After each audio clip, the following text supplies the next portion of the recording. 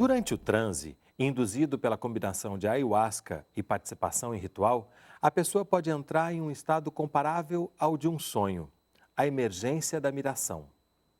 A diferença é que, ao contrário de um sonho comum, nas mirações a pessoa é capaz de se mover de acordo com sua própria vontade. Não se trata, contudo, de uma liberdade completa, porque a miração pode mudar sem um controle voluntário, e a pessoa que passa por essa experiência se vê subitamente imersa em outro reino ou realidade, em um processo sobre o qual, aparentemente, não teve influência. Imagens de cura. Ayahuasca, Imaginação, Saúde e Doença na Barquinha é o livro do Ciência e Letras de hoje, um programa resultado da parceria entre o Canal Saúde e a editora Fiocruz.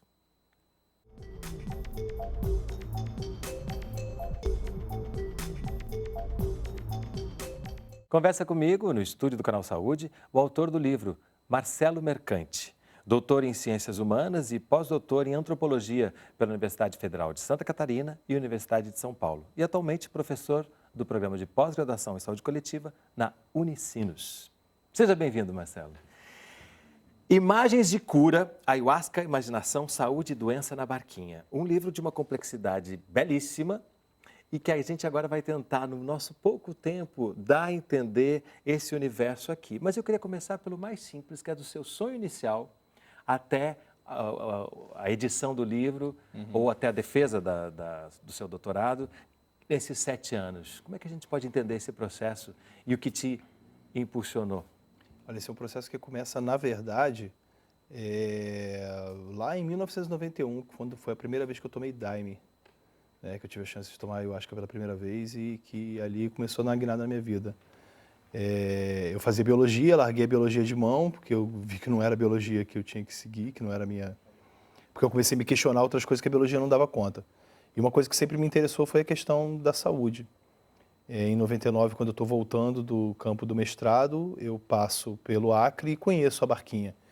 E é a primeira vez que eu vejo um ritual onde você tem elementos tão diversos como uma devoção cristã muito intensa, aliado a uma coisa que está vindo, um cristianismo popular, né, aliado a essa coisa que está vindo de uma africanidade, de uma umbanda, que na verdade, quando fui lá para dentro, eu fui descobrir que não era umbanda, mas eu fui começar a ver trabalho com entidade, atendimento, e era uma complexidade que até então eu não conhecia, apesar de já estar há alguns anos dentro desse universo da ayahuasca, do Santo Daime.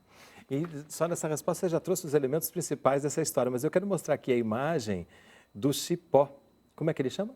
É o Banisteriopsis caapi, ou como o pessoal chama, o jagube. Que também, para se fazer o Santo Daime, ele é misturado com uma folha. Da Psychotria viridis, que é o pessoal chama de rainha, chacrona, rainha. Num determinado momento, você explica, inclusive, quimicamente a ação que tem. Eu jamais conseguiria reproduzir aqui, mas é possível a gente explicar com palavras simples?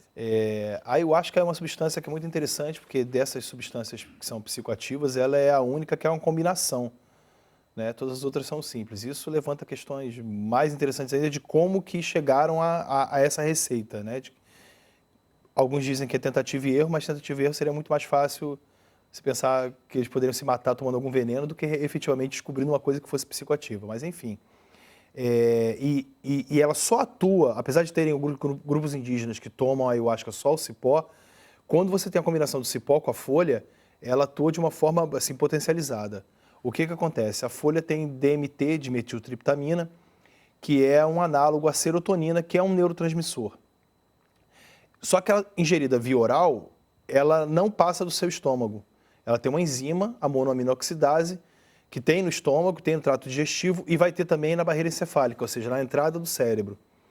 E ela regula exatamente o nível de serotonina. E porque a DMT é estruturalmente semelhante à serotonina, ela regula o nível de serotonina e ela vai regular o nível de DMT, então ela não deixa a DMT passar.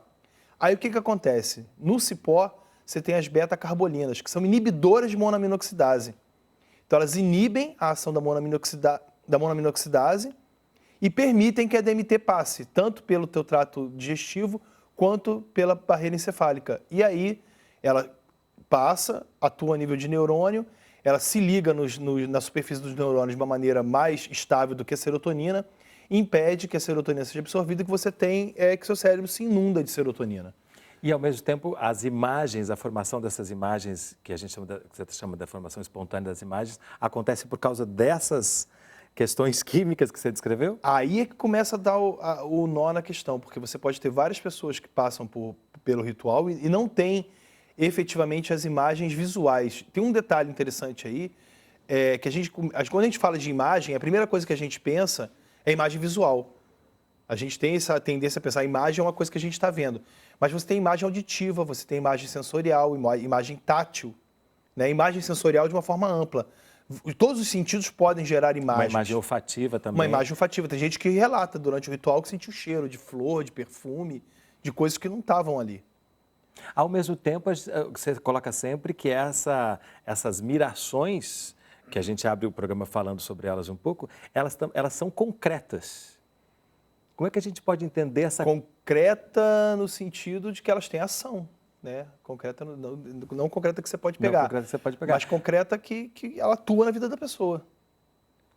Atua na vida da pessoa, porque atua não só no momento, atua inclusive depois que você passa pela experiência. A longo prazo. Né? Quando você fala de imagem mental espontânea, você traz 3 questões: experiência, percepção e imaginação. Como é que a gente pode colocar essas 3? Vou começar pelo final, vou começar por imaginação. Eu gostei muito de trabalhar com uma noção do Bachelard, que a imaginação ela não é o ato de produzir imagens, mas de distorcer imagens. Por que distorcer? Porque você, a princípio, teria imagens isoladas e que o processo, a imaginação te permite que elas sejam fundidas. Então, uma coisa nova vai surgir daí. Né? Então ele foca nesse processo exatamente de fusão dessas imagens, que não deixa de ser um processo de desconstrução das imagens anteriores. Né? Isso acontece exatamente durante a experiência, né, dentro de um ritual com o chá. E por que percepção? E aí eu trabalho com uma outra noção enfim, de que a mente, na verdade, ela seria um órgão de percepção. Você pode perceber... Porque pensa bem, como é que você, quando alguma coisa te toca, né, tem um lugar dentro de ti que vai gerar a consciência dessa percepção. E essa consciência dessa percepção, onde que está isso? Né? É difícil responder. Né? Não tem... A gente comumente diz que está na cabeça. Está na cabeça, não tem como você... localizar, né? Então eu coloquei a mente como esse órgão de percepção final, onde essas informações chegam, né, da periferia, né, dos órgãos sensoriais e vão se aglutinando na mente. Ao mesmo tempo, isso gera uma outra experiência, quer dizer. E você, então, percebe essas imagens porque você realmente, efetivamente, você vê elas. Ou você sente o cheiro, ou você sente toque, ou você percebe presenças, ou você escuta coisas. O que não é alucinação, diferente da alucinação. Não, porque a alucinação, ela por exemplo, você olhar para esse desenho que está aqui atrás da parede e ver aquilo se distorcer, dissolver, cair, escorrer, e você sacode a cabeça e está tudo de volta no lugar. A miração, você entra dentro de uma história, você entra dentro de um enredo, é como um sonho. Quer dizer, o sonho é alucinação? O sonho não é alucinação, né? Tem vários níveis, vários diferentes tipos de sonho, mas tem uns que você sai e que eu vivi alguma coisa ali, você sai com essa sensação. Isso influencia na tua vida, no teu dia a dia. Ou às vezes te deixando de bom humor, às vezes te deixando de mau humor, às vezes te fazendo refletir sobre o assunto que foi trazido à tona no sonho. Quanto mais você presta atenção, mais inclusive você pode ter essas interações ao longo do dia. Né? Agora, no início do programa a gente falou que a diferença de um sonho para uma miração é que, num determinado momento, você pode... Não se trata de uma liberdade completa, porque a miração pode mudar sem um controle voluntário e a pessoa que passa por essa experiência se vê subitamente imersa em outro reino ou realidade. Como é que a gente pode explicar isso para quem nunca teve essa experiência? Estava conversando ali, essa é uma das coisas mais difíceis que tem, você explicar para quem nunca bebeu a bebida o que efetivamente é a miração. Qual é a diferença para o sonho? O sonho, normalmente, você não tem agência, você é carregado dentro do sonho. Né? As coisas vão acontecendo, você até fala coisas e faz coisas, mas, às vezes, é como se você estivesse do lado de fora, observando você mesmo atuar dentro do sonho, dentro daquele enredo, daquela história ali. Na miração, você está dentro da história, não tem observador aqui. Essa consciência que está daqui olhando o personagem atuando aqui dentro. Você é o personagem. E coisas acontecem. Você encontra pessoas, você encontra seres, você vai para lugares, você escuta coisas. E quando você está dentro desse processo, você tem capacidade de decisão, você tem capacidade de agir. Não, eu quero isso, eu não quero isso, eu vou para lá, eu vou para cá. Às vezes é feito, por exemplo, alguém te faz uma pergunta e você para pensar sobre o que você vai responder, né? Só que isso está acontecendo e, de repente, aquele cenário pode se modificar e você se vê imerso num outro cenário. Então, é aí que você não tem controle da coisa. Mas quando você cai nesse outro cenário, você volta a ter a capacidade de decisão de agência. Quer dizer, é como se, de repente, aqui em volta, né, onde a gente está, tudo se modificasse, mas eu continuo conversando contigo e tendo capacidade de argumentar com você. E tem uma coisa interessante, né, que você fala da importância do ritual, né? E num determinado momento você fala que existe uma mudança no cérebro a partir dessa questão que você está colocando e que o ritual seria um roteiro dessas transformações. Como é que a gente pode entender isso? Por exemplo, normalmente o que acontece quando você tem, né, um impulso nervoso? O que acontece dentro do cérebro? O cérebro ele tem caminhos que já estão determinados ali dentro. Né? Eu, para levantar meu braço... Pelo costume que a gente tem de fazer as mesmas ações. E para gastar menos energia.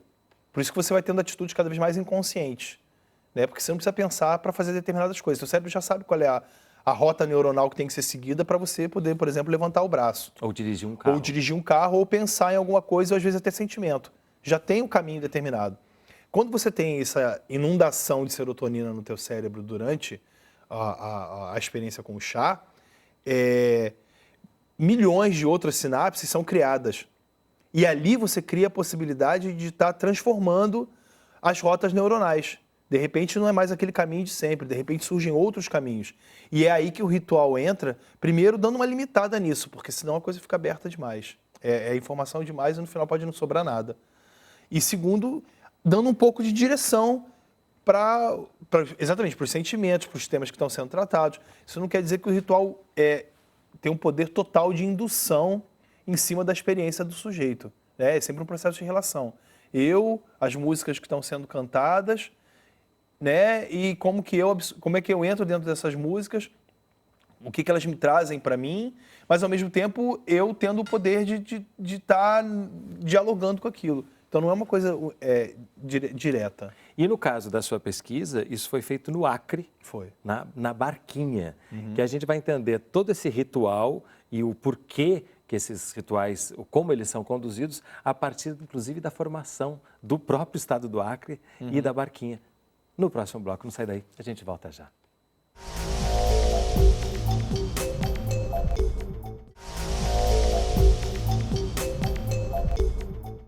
Imagens de cura. Ayahuasca, imaginação, saúde e doença na Barquinha é o livro do Ciência e Letras de hoje. Comigo, no estúdio do Canal Saúde, o autor do livro, Marcelo Mercante. Marcelo, chegamos agora na Barquinha, né? Você já falou que você passou pelo Acre, foi então que você teve essa experiência e tudo começou a se abrir para você. Como é que a formação... E também falou dessa questão do cristianismo forte misturado com a cultura negra, com a cultura das florestas que veio pelo índio. Como é que a gente pode entender tudo isso nesse estado, né? E chegar até a formação da Barquinha? O Acre é um estado curioso, né? Porque eu digo que ele é o fim do Brasil, porque ele foi a última parte do Brasil a ser efetivamente anexada ao território brasileiro. Ele era Bolívia, ele era Peru, com abundância de borracha gigante, que no final do século XIX, meados para o final do século XIX, começa a ter uma importância no comércio mundial enorme, e o único lugar que tinha era exatamente dentro da Amazônia, e ali tinha bastante. Então começam a entrar brasileiros para dentro desse lugar que era terra de ninguém, porque apesar de ser Bolívia e Peru, efetivamente não tinha ocupação pelo Estado ali, você tinha vários grupos indígenas ali, mas você não tinha o Estado atuando ali dentro. Então os brasileiros vão entrando para retirar a borracha. Vão entrando, junta com um processo de seca muito grande que acontece no Nordeste exatamente no final do século XIX, e o governo brasileiro, precisando de gente para extrair o ouro branco, começa a pegar esses nordestinos e enviar para lá para tirar borracha. Lá pelas tantas, o Peru e a Bolívia se interessam pela área, exatamente pela riqueza de borracha, o Brasil entra num acordo com eles, e você tem a formação do estado do Acre, que é formada basicamente por nordestinos. Quem é esse nordestino? Esse nordestino está trazendo essa religiosidade popular, devocional muito intensa, uma religiosidade que a princípio não tem padre, não tem é católica cristã, mas não tem a figura do padre que conduz um ritual. Então os rituais são basicamente coletivos, né? Você tem pessoas que são líderes na comunidade que podem estar ali impulsionando aquele ritual, mas o ritual é construído dentro da comunidade, né? Então isso é carregado, essa devoção é carregada e esse ritual coletivo é carregado. Ao mesmo tempo você tem, né, os personagens principais, tanto do Santo Daime quanto mais tarde da Barquinha, são dois maranhenses negros que vieram, né, o mestre Ineu pelo Santo Daime, que veio para coletar borracha, e o Frei Daniel, que vem da Barquinha, o Daniel Pereira de Matos, que vem da Barquinha, ele resolve que ele vai morar no Acre. Ele não vai exatamente lá para ser soldado da borracha, mas ele vai parar lá, depois que ele dá baixa na Marinha. Mas são pessoas que estão trazendo tanto essa coisa nordestina, quanto essa herança negra deles, né? O contato com tambor de mina, tambor de crioula, que é o caso do mestre Ineu.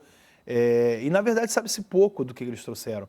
Mas você consegue ver os reflexos disso na construção do ritual, especificamente na Barquinha, quando você começa a trabalhar, quando eles começam a trabalhar com os que eles chamam de encantos, né? Que são seres que são peixes e são, ao mesmo tempo, pessoas. No caso da Barquinha, onde eu fiz a pesquisa, o Centro Espírita Obra de Caridade Príncipe Espadarte, porque ele é um encanto, que é um peixe-espada, que ao mesmo tempo se apresenta como Dom Simeão. Então, quer dizer, ele faz essa transição entre o mar e a terra. No mar ele é um peixe, quando ele vai para a terra ele é um ser humano. Ele se apresenta como uma forma humana. E isso está vindo exatamente via Maranhão. Eu mostrei aqui a figura do Frei Daniel, que você se referiu. Você está falando desses encantos, e a gente também tem os orixás presentes. E a gente também tem os elementos do cristianismo, né? Essa fusão desses elementos todos vai resultar no que a gente chama de barquinha, e até para entender também como é que... Vai resultar nessa barquinha específica onde eu fiz a pesquisa. Se você for para outras, a barquinha ela tem atualmente uns 5, 6 centros diferentes em Rio Branco, todos eles independentes, todos eles são barquinhas, seguem, né, a doutrina de Frei Daniel, mas ritualmente eles são independentes uns dos outros. Porque também tem o Santo Daime e a União do Vegetal. A União do Vegetal. Para a gente entender, né, que são, eu não sei como é que eu chamaria, são religiões? São diferentes? religiões. São religiões. E quando a gente fala da barquinha, você falou também da doutrina. Existem aí pensamentos que norteiam essa religião, que são os pensamentos do cristianismo. Sim. Da caridade. Não, basicamente. Aí entra São Francisco de Assis, como patrono, como mentor espiritual. Por isso que o Daniel Pereira de Matos, depois que ele morre, ele ganha o título de frei, né? Não que ele tenha sido frei quando ele estava vivo, né? Mas o que se acredita é que depois que você morre, você entra para essa fraternidade da barquinha, onde aí sim estão os freios, porque você está seguindo a São Francisco de Assis, né? No caso, até, na verdade, São Francisco das Chagas, né? Que é o São Francisco depois que ele recebe os estigmas, né? As chagas. Aí a gente está falando aqui de um livro que é uma tese de doutorado e que é uma pesquisa sua e que é uma experiência sua. Como é que a gente pode entender isso? A importância que foi você ter passado por tudo isso que você está me contando na prática, na experiência, para depois a gente ter um relato como esse. Eu escrevi o livro basicamente dentro da igreja durante os rituais, né? Eu ia para o ritual com um caderno de campo e eu prestava atenção, é claro, no que estava acontecendo dentro de mim, mas eu prestava muita atenção no que estava acontecendo lá de fora. E ideias centrais dentro do livro, como imagem mental espontânea, definição, ou a ideia que eu trabalho de espaço espiritual, de que existe um espaço outro onde as coisas acontecem, essas ideias vieram durante o trabalho. E tem um momento tão bonito que diz que se expande no espaço aquilo que o tempo reteve, uma coisa assim, de uma imagem que eu achei tão bonita que aparece no livro, de um dos teóricos que você trabalhou. Vamos ver se eu acho aqui no... Mas enquanto eu procuro, tem uma questão também que você coloca que a gente está falando aqui de fé também, mas não de uma fé cega. Não. Por quê? Não, porque a fé, a madrinha lá da igreja diz muito isso, que você tem que ter as testificações, né? Não é porque você viu no Daime que é verdade. Não é porque você escutou uma coisa no Daime que aquilo é real, né? Se for verdade, vai voltar. Vai acontecer de novo. Então você vai passar por uma experiência similar novamente, né? Então você tem que ter a testificação daquilo que está sendo apresentado para você, né? Que é ao contrário de uma fé cega. Você escutou uma vez e se entrega e diz assim, nossa, É isso, né? A verdade está aqui. Não, a verdade ela tem que ser testada. O espaço espiritual, o espaço traz para fora o que o tempo havia trazido para dentro. Isso que eu achei tão bonito, né? Sim. O que é o tempo trazer para dentro? Né? A tua vida, né? O que você passou. E o que também se passou antes da minha vida, né? Quando a gente pensa em arquétipo. Sim. Você fala de fenômeno, mas também você fala de arquétipo, né? Isso tudo o tempo vem trazendo e recolhendo. E o espaço espiritual permite que isso mais ou menos por aí. Ecloda e de uma forma que sai do tempo do relógio daqui desse mundo. Porque às vezes você tem uma experiência, né, uma miração que dura a sensação de que durou horas, e você vai olhar, quando você volta, passou um hino, quer dizer, passou 10 minutos, e aquilo que aconteceu na sua cabeça foi infinito, foi gigante, uma história inteira acontecendo. Quer dizer, esse tempo desse espaço espiritual, desse espaço outro onde a miração está acontecendo, não tem conexão com esse tempo daqui. E aí a gente chega, então, na saúde, na doença e na cura, né? Você traz aqui algumas histórias, como da Maria, que tinha problemas nos rins, a Lisa, dor na coluna, Caroline, dor no quadril, Rudolfo e Júlio, dor nas juntas. E esse processo, a gente pode, sem temor, usar a palavra cura? Como eu falo no livro, cura é um processo infinito, né? Tem uma fala de uma das pretas velhas que eu entrevistei que diz que a cura é um processo infinito, né? A cura é você um dia, na visão da Barquinha, você um dia conseguir chegar nos pés de Deus, né? Você conseguir estar limpo e preparado de uma forma que você consiga ascender totalmente, né? Mas a cura para esses problemas aí, eu acho que dá para dizer, né? Que é claro, né? Tem gente que resolve, tem gente que não resolve. Tem gente que se cura depois da morte, como tem um outro livro que fala também de Barquinha, que não é meu, onde tem um relato de que a pessoa teria atingido a cura dela por um problema de câncer no estômago, se eu não estou enganado, depois que ela morreu. Quer dizer, depois que ela morreu, alguém teve uma visão onde a pessoa que havia morrido volta para dizer, agora eu estou curado. Né? Então a morte não é o fim da história e não é a derrota, né? Porque depois da morte, aí sim, a cura pode estar acontecendo lá. Porque aí você começa a pensar, onde é que está o problema? Será que está realmente dentro do corpo físico ou está em algum outro lugar? Né? E aí você fala o tempo inteiro de espiritualidade, né, dessa forma mais ampla, que engloba todos esses corpos, né? E, ao mesmo tempo, tudo passa por esse corpo daqui, porque é onde a gente está experienciando a vida, né? Então, são vários corpos, mas é uma coisa só. Mas é uma coisa só, né? Porque não tem essa... A gente herda, né, uma visão dualista, né? Mente e corpo, bem cartesiana, né? Mente para um lado, res cogitans para um lado, res extensa para o outro, né? Mente e corpo como coisas separadas, que foi o que o Descartes conseguiu dar o jeito dele de não bater, né, de frente com a igreja na época que ele estava escrevendo. Mas ao mesmo tempo criou essa coisa cartesiana que Mas nos ao mesmo tempo criou essa cisão. E nos limita até hoje. Pois é, e aí o que você começa a encontrar aí? Que mente e corpo não são coisas separadas. O corpo é a mente substancializada, né, assim, materializada, e, ao mesmo tempo, a mente é o corpo transcendentalizado. Né? Não no processo de transcendência de estar, né, no outro reino e alheio, né, e fora do alcance. Mas né, é como se... Porque é isso, a mente afeta o corpo afeta a mente. Você está passando por um problema, esse problema vai se refletir no teu corpo. Você toma uma substância física que altera o funcionamento do teu corpo, que faz você mudar o jeito que você vê o mundo, o jeito que você sente o mundo, o jeito como você entende a tua relação com o mundo. Então, está mudando a tua mente. E, ao mesmo tempo, você está fazendo ciência, que tem uma grande predileção, para usar uma palavra mais... pelo que é cartesiano. Quando você traz as coisas do sagrado, a ciência tende a ter um tipo de rejeição. Para encerrar, como é que é isso? Um pós-doutor tratando de assuntos como a ayahuasca, né, que claro que já houve outras pesquisas antes, né, mas com essa envergadura aqui, fazendo ciência. É um pouco da herança cartesiana mesmo, né? Quando você separa a mente e o corpo, a mente a gente não pode mexer, a gente pode mexer no corpo, então a gente pode estudar o corpo, né? Aí vem um outro... E o que é imaginação? A imaginação é uma coisa que você inventa na sua cabeça e não tem resultado na tua vida prática. E aí a gente começa a ver que não é assim, né? A imaginação, os sonhos, eles têm resultado dentro da vida prática. Então, se eles têm resultado na vida prática, a gente pode trabalhar cientificamente com isso, porque a ciência acontece exatamente dentro da vida prática.